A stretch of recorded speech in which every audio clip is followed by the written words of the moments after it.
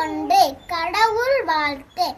அகர முதல எழுத்தெல்லாம் ஆதி பகவன் முதற்றே உலகு. கற்றதனால் ஆய பயனென்கொல் வாளறிவன் நற்றால் தொழார் எனின். மலர்மிசை ஏகினார் மானடி சேர்ந்தார் நிலமிசை நீடு வாழ்வார். வேண்டுதல் வேண்டாமை இலாம் அடி சேர்ந்தார்